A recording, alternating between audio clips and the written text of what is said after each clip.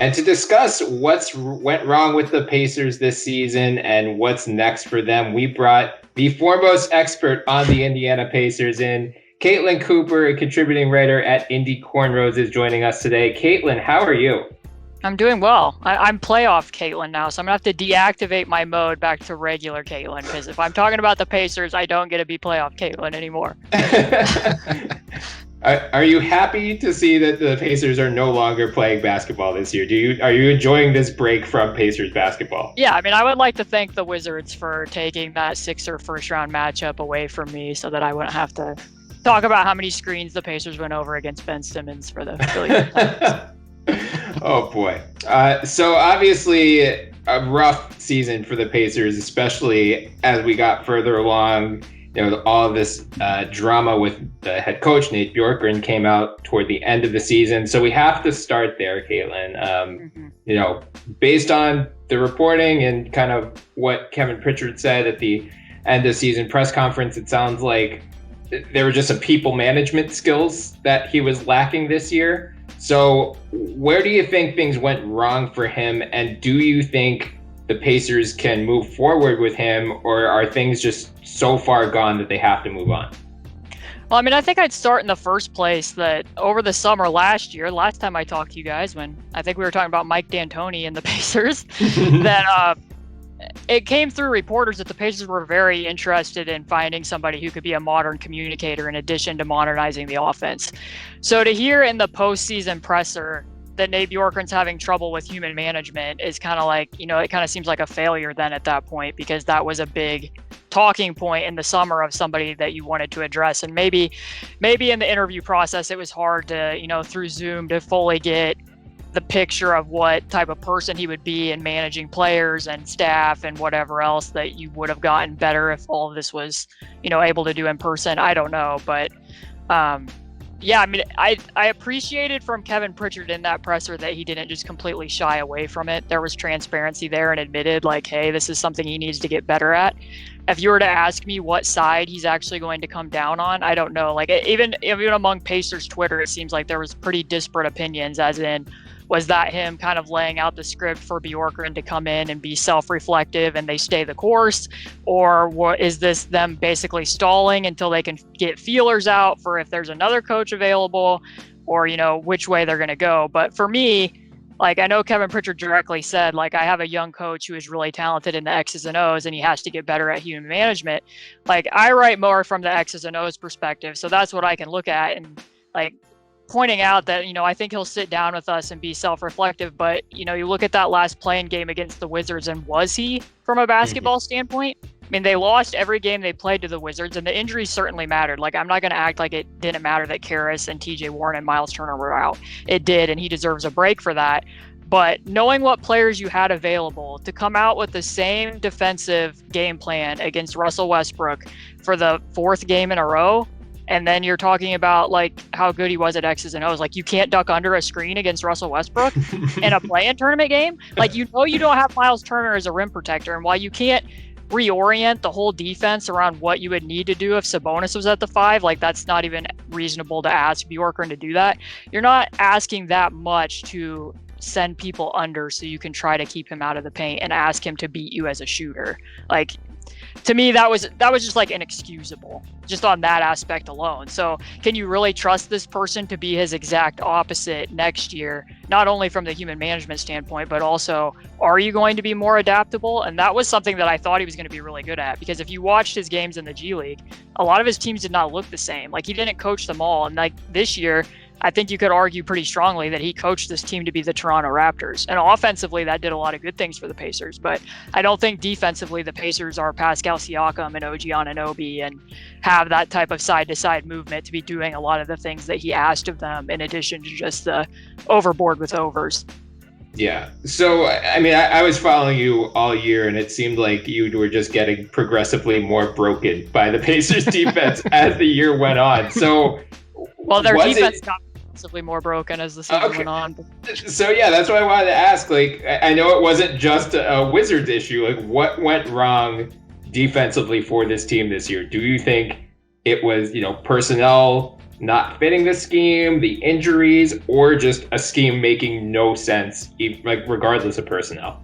Right, so I'll fully admit that when he first did his preseason presser, his introductory one, he described that he wanted the defense to be aggressive and disruptive, and then he did several radio interviews where he started mentioning like triangle and two and other things they wanted to mix in, and I was like, this sounds a lot like the whirling approach the Raptors used. And I wrote a piece before the season even started, like, do the Pacers have the pieces to be doing this shape-shifting defense? And I was concerned about it. Then they came out in the first game in preseason and they were pressuring people, the Cavs, three-quarter court, like off makes and misses with Brogdon, with Aaron Holiday. Like that is going to be tiring for a shortened off season where guys really didn't have the opportunity to be in condition to play that type of defense, let alone how many odd man advantages they were giving up just in those games. So then the season starts, TJ Warren's back for the first 4 games and it's looking better. So I was like, I'm a person who likes to admit when they're wrong. I don't want to double down. So it looked like it was working better. They were very aggressive at the nail. They were swapping recovery paths really well to be doing this type of swarming, ball pressure defense. So I thought, I'm going to write that piece. Myles Turner looks like a defensive player of the year candidate. And then it wasn't early in the season. It took a little bit for them to start mixing in the zone looks. And then you also have to factor in that Victor Oladipo gets traded, and Victor and Caris are very different defenders, what you can do with the two of them. Like, at least thus far, we don't know what Caris will look like next year when he's had more time to recover from everything that he went through this year. But just Victor's ability he has such good closing speed, and his ability to roam the entire floor suits this sort of, swarming system better than some of the lapses that Caris can show. And then they just didn't have Caris for a long time. They don't have TJ Warren to guard wings and his on-ball defense. So there's gaps, but the zone just never looked right. Like, bump downs are non-existent in the 2-3, the box and 1. I don't know. I don't know if it's because they didn't have practice time, but it never looked, and this is going to sound harsh, but it never looked competent. So now you're trying all these different things at the same time, and you're never really getting good at anything. So at the end of the year, they try to simplify it because, I wrote a piece I literally titled it, their junk defenses look like junk against the Wizards because you didn't have Myles. And it's like they chase out of zones, even though they're supposed to be playing box and 1. They were trapping the wing in the zone. I don't know why. And then they weren't using pass denials, even though they were trapping the wing, like just very messy. So they tried to simplify it, but it's like at this point, it's too little too late because you're not even settled in your base scheme. And your base scheme, and this is why they need to know what they're doing with the centers. Like, they gave up the highest opponent rim frequency in the NBA. And that was still like 3rd, even when Myles Turner was on the court. So can you sustain funneling this much action to the basket in today's NBA? I think it exacerbated their rebounding issues. They gave up the most points in the paint. They gave up, I believe, the most second chance points, or were close to it, bottom of the league, and I think an opponent offensive rebounding rate.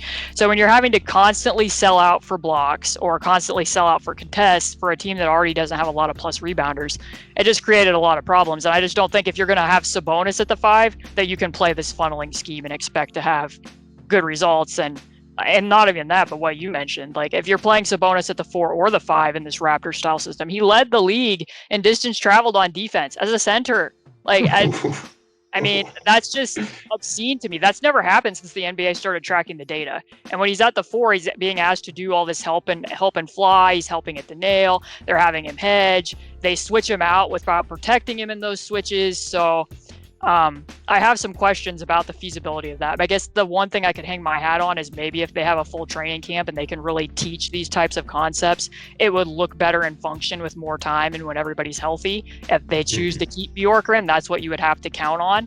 But I can't say I feel good about that with what I saw all season this year. Yeah, no, that's my long-winded soliloquy on the defense. I'm glad you brought it up because here's the thing. Pacers fans, a lot of Pacers fans are basically putting all the blame on Sabonis. Whenever I watch games and whenever Brian watched games, he and I would talk about him, go, why are Pacers fans blaming Sabonis? It's clearly him being just overmatched and over-challenged with such a burden of running around, having to, like you said, recover and cover so much ground at the same time. I just don't really fathom why he's being sort of the culprit for this defense.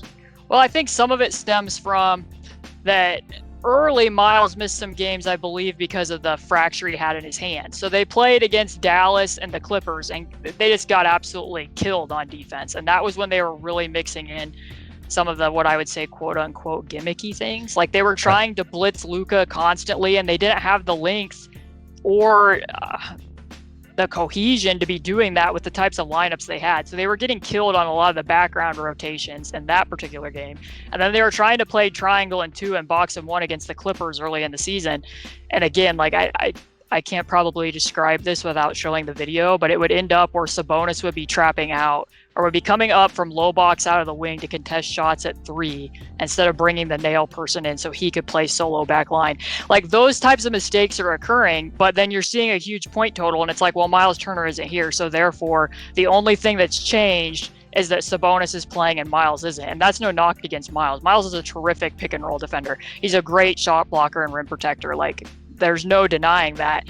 But to peg all this on him, like for me, I would have to look at last season and be like, why weren't the on-off numbers so exaggerated last year when you basically had the same roster? You were starting Jeremy Lamb. Jeremy Lamb is no better defender than Karras. He's probably worse. So there wasn't a massive on-off difference versus for Myles. I mean, even since Sabonis was traded, I looked up this number that in the games that Myles Turner did not play, which is like 30 plus 900 some total minutes, their defensive rating was 105 when Dan Burke was coordinating the defense. Yeah. So that's not all Sabonis. Obviously there were some personnel differences in the earlier years where you have guys like Thad and Corey Joseph who are stronger defenders than some of the players they have now, but I'm just not a huge I don't ascribe to the theory that all of the defense is just a matter of Sabonis can't be a rim protector, especially because if the Pacers did decide this summer, like, hey, you know, we think we need to play smaller and we're going to choose a 5 and they were to choose Sabonis, this is not the type of defense you would play. You would be doing more to scheme for rim protection rather than, in my opinion, sometimes over-relying on Myles to constantly be cleaning up everybody else's mistakes while you ball pressure with, you know, giving up the odd man advantages constantly. So regardless of whether, since we don't know Bjorkgren's future, we can't speculate either way. The good news or silver lining potentially for the Pacers is that most of their big players are under contract next year. Brogdon, Sabonis, Turner, LeVert, Warren, all under contract. Jeremy Lamb as well, Justin Holiday. So they're returning most of their team. They don't have to worry about huge free agent defections. The two notable ones that are free agents are TJ McConnell and Doug McDermott. So Caitlin, if you were running the Pacers, would you prioritize one over the other? Would you be trying to bring both of those guys back? You know, how valuable were those guys to the Pacers this year? I mean, very. I think that you ideally don't want Doug McDermott to be starting games and probably don't want TJ McConnell to be having to play 35 plus in certain games. I mean, if you could keep them both, that's what you would do. I think that both of them indicated a desire to stay, and I think it seemed like Kevin Pritchard would like to retain them both. I highly question that you're going to be able to do that and stay under the luxury tax. So for me, if it comes down to a choice between one or the other, again, as much as I hate talking about whether these two bigs fit together because I like both of them, you kind of need to have an eye toward the future, I think, a little bit, because if I'm the Pacers and I think I'm going to retain Sabonis, I want Doug McDermott on my team. The number one assist combo on the Pacers was Sabonis to Doug McDermott. I think having a movement shooter and somebody who can really attack, I mean, I've said this before, but if I was Doug McDermott's agent, I would be showing everybody in the league the tape of him against the Phoenix Suns this year. The guy just put on a total clinic against top blocking with Mikal Bridges on him, like just really, really good in how they attack the drop coverage as well as that. But so I would lean Doug if you think you're going to be keeping Sabonis long term. But if you think that you might move Sabonis and try to retain assets, then I would definitely lean TJ McConnell, because you need to make up that playmaking some way, somehow, and TJ gives you more of that off the bench. The interesting thing too is I was talking with this about somebody yesterday, that it's like you look at the lineups that you'd be able to have, whichever one of them you keep, and I don't know what their plans are for Jeremy Lamb, quite frankly, but like if TJ's gone, then you're looking at Aaron Holiday as backup point guard, and it would probably be like, you know, Doug, Justin, Oshae, Goga. Do you trust Aaron Holiday to be making solid plays for three guys who are basically spot up shooters and Goga? Like that's a lineup thing that I would need to look at, versus if it's TJ, then you'd probably be playing like Edmond, Justin, Oshae, Goga, and you would have TJ's playmaking, but then how much do you believe in Edmond and Oshae's shooting to retain? Because that's not a lot of shooting. So I think that the Pacers are in a spot where they're going to have to try to make some assumptions about their roster, because there's just not a lot that they can firmly know. Mm-hmm. But my decision on that would lean towards, first of all, do they actually want to be here? What's the pricing? And then I think that they do need to have an idea of, if we do have to make a decision with our bigs, which one of them is it going to be? because one of those people fits a little bit better with the other, I think. But yeah, I don't want to ask that same question about Sabonis and Turner because I know that's been. But you kind of have to. I mean, it's so annoying. But yeah, I've gone through it with Simmons and Embiid for years now as well. I know, it gets annoying at times, of course, but I bigger picture, I guess, beyond just Sabonis and Turner, because they have everyone under contract next year, they could just run this thing back. Hopefully retain one or both of McConnell and McDermott and just say, injuries did us in, or this coaching stuff did us in, and maybe, with another year under our belts, we could just have a much more successful season next year. Where do you stand on, would you just try to run this thing back? And do you think this team, as currently constructed, either could be a top 6 seed in the East or, genuinely contend for a title? Or do you think they need to make some more substantive changes, whether it's breaking up Sabonis and Turner and moving Warren full-time to the 4, whether it's adding another playmaker? I don't know. I mean, where do you stand on this roster as currently constructed? I think we need like a dinging noise for every time I say I don't know, because we're probably getting up there pretty high. But yeah, I mean, in a lot of respects, I don't know, because they literally have not played a minute of action together with those 5 players. Yeah. So I don't quite fully know how to assess how those 5 will fit together. But again, what I said before, making some assumptions, they struggled in a lot of games this year where, whether it was OG Anunoby, Harrison Barnes, Mikal Bridges, Giannis, having somebody that can guard those types of people. And yes, TJ Warren was out, but the one thing that I would note about TJ Warren last year is they kind of also had this whole guarding bigger 4s then too. Like, this was something that we all talked about pretty regularly, that you don't have somebody to put on, and nobody's stopping Giannis, but having somebody to catch his first step, they didn't really have a person like that. And TJ Warren made a lot of strides as a defender, shout out Dan Burke. But I think some of it is that he was probably arguably their best on-ball defender. Like, there was times where they would put him on Devin Booker, or they would put him on Jamal Murray so that Malcolm Brogdon isn't doing the point of attack defense.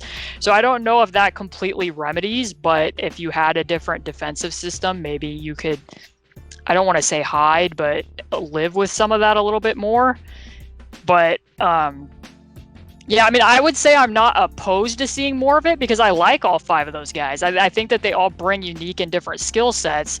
It's just a matter of whether it meshes.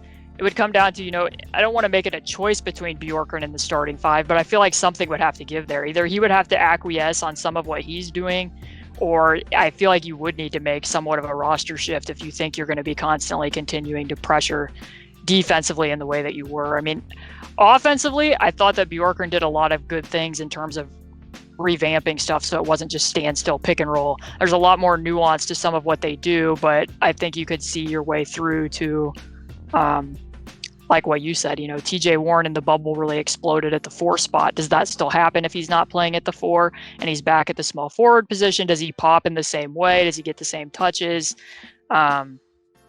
Just some of those tiny things. Like, I don't know that I would say I'm fully committed to it, but I wouldn't balk at it if they brought it back. I think that they could definitely be a playoff team and get out of maybe, a first round depending upon what the matchups are, and be competitive in a second round depending upon what the matchups are. But I don't know that I would pick that group to knock off Milwaukee or knock off Brooklyn.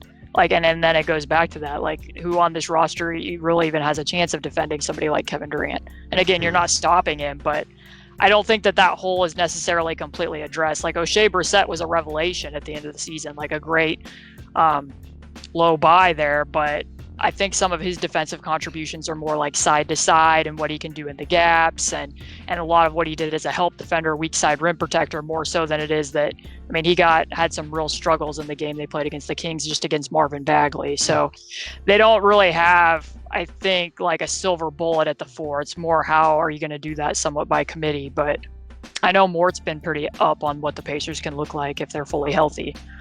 I'm super optimistic about it. I think my issue, and you kind of outline it is whether the pieces fit together collectively. Individually, I think this Pacers team might actually, or I don't even think might, this Pacers team have more collective raw talent than the Pacers team with Paul George and Roy Hibbert and David West back in the day. This is a supremely talented roster. It's just a matter of figuring out, do we need to remove just a small amount of those pieces away to get other pieces in that makes the entire puzzle like go up in a more united unit? Or do we run out what we have right now and just cross our fingers and hope for the best and see if the implementation of TJ Warren is that good, or that we can sort of ignore every other aspect? Like, the defensive concerns are absolutely real. I don't think that solution is going to be found necessarily internally. But if they can be one of those top tier offensive teams, which I said to Bryan on multiple occasions that I think they could be, I mean, maybe that's enough to make a decent playoff run in the East. I don't know. Right. It's somewhat like, I'm not completely sure I understand what type of team they want to be, because last year at the end of the season, they talked about, wanting to play a little bit faster, modernizing the offense, which made total sense after, moving on from Nate McMillan. I think that had somewhat of a limited ceiling with this roster. And now this year, I think that, they really dialed up the pace, but to me that was somewhat a response to, if you can't get stops and you can't rebound, you have to get extra possessions. You don't have a choice. So towards the back end of the season, they were like top 3 in pace, and is that something for these guys to continue? But now in the post-game presser, they were talking about, we need to get back to hard hat defense, and we don't have the same advantages as a small market team recruiting free agents, and we need to get back to some of our defensive identity, which I don't necessarily disagree with, but I also think there's a limited ceiling to being a defense first team. Offense is popping everywhere. Like, they have to strike the right balance with the roster that they have, and I wouldn't want them to go too far in the opposite direction back to what they already were, because they already found that didn't work. So yeah, and they would have to overturn most of the roster anyway if they want to go defense first. Right. You can stick with Myles, but then what do you do with Sabonis, LeVert, like maybe even TJ is actually pretty good, but like you said, Jeremy Lamb, who isn't as a strong defender, Doug McDermott, like what do they do with those guys if they want to pivot? Malcolm Brogdon quietly has his own defensive issues. Like, I know a lot of people look back at the series he had against Kawhi, and he did do some good things when he was still with Milwaukee, but especially in this system, he can be a stiff defender, and I don't feel great about, with the amount of burden he carries sometimes offensively, which Karis LeVert will ease some of that once they get more games for sure.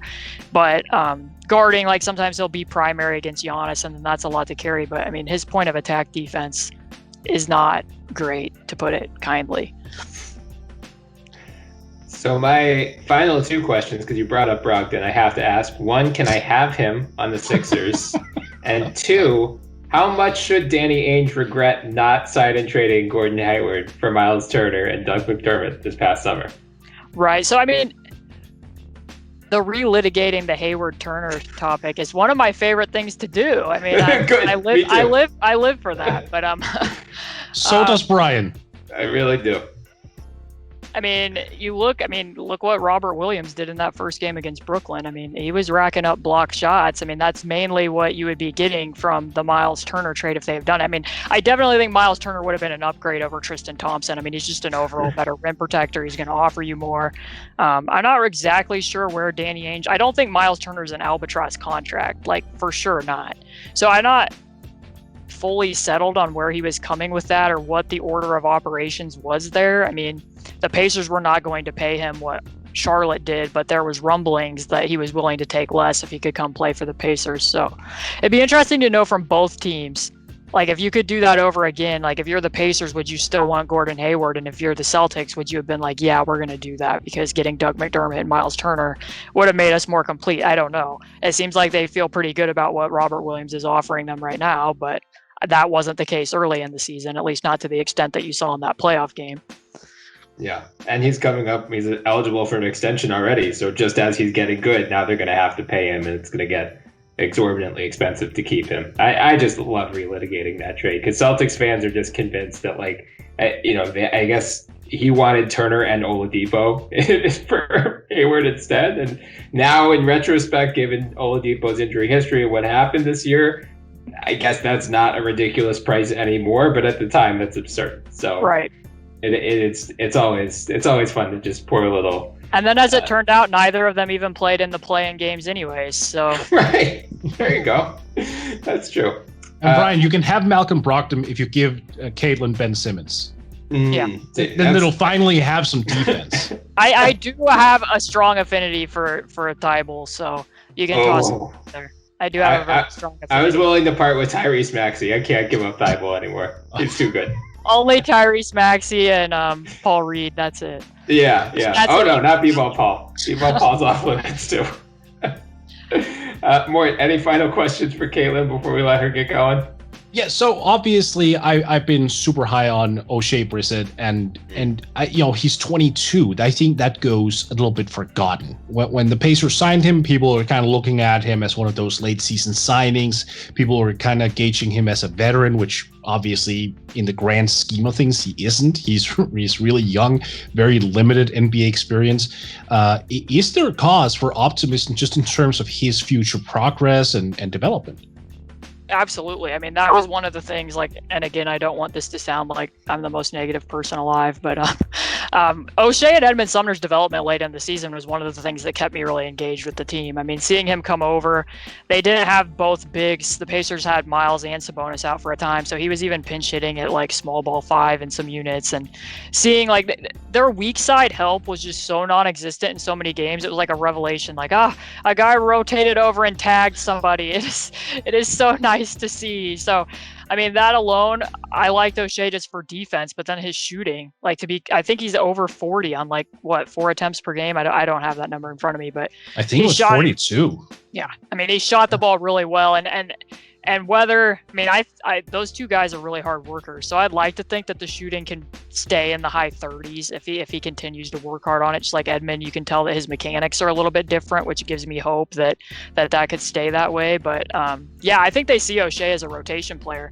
and I think that could help them because, I mean, I don't know that I necessarily think he's a starter like what he was doing down the stretch, but if you can play him at backup 4, that's been a hole for the Pacers for a while, and then Justin Holiday's not having to do it because you look at Justin's shooting splits, I mean, those were in the low 30s for about March and April, like a 30-game stretch where it just looked like he got worn down because he gets asked to do so many things. He started games, he gets switched, and he has to guard bigger 4s. Sometimes he steps over, like I said, for Brogdon, and he'll be guarding point guards. And the fourth quarter, you'll see him guarding, John Wall or Colin Sexton or whoever it is that they're struggling to get stops against, and it looked like he got worn down. So if you have Oshae Brissett for a full season and he can play off the bench at the 4, I think that helps Justin, and it just gives them overall more balance and optionality in what they can do. Maybe you do feel better sometimes, we need to play small, so we'll split our bigs, and Oshae can do some of that. He isn't a movement shooter, which would be nice to have around Sabonis when you're running some of your Chicago stuff. He's definitely more of a spot up shooter.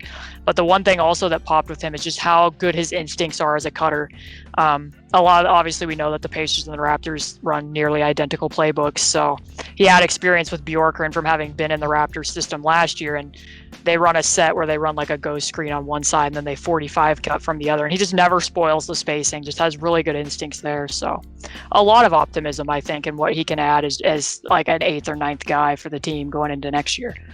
And final question, when will you be taking over for Nate? Hopefully never. That would be so bad. I don't think people understand how hard it is to be making some of the decisions. I think I would have been sending people under screens against Russell Westbrook, but be making in-game adjustments and decisions without me being able to, I get up in the morning and rewatch an entire game and then formulate an article off that. I don't think that would work. Hey, I need to rewatch that quarter on the iPad and then I'll be ready to make some adjustments in the second quarter. But yeah. Well, I'm glad we could end on a high note. So, Caitlin, thank you again for joining us today.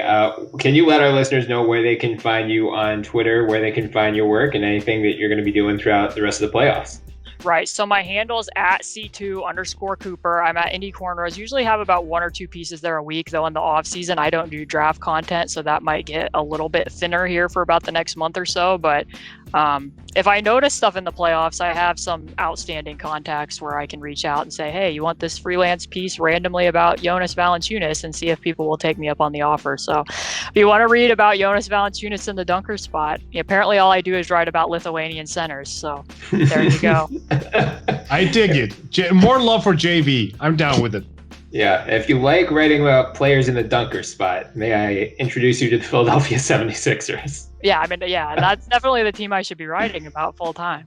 Yeah, definitely. Well, if you want Thibault too, there we go. I'm expecting a full 2,000-word breakdown on what makes Matisse Thybulle so good defensively. Incredible recovery skills there. Done.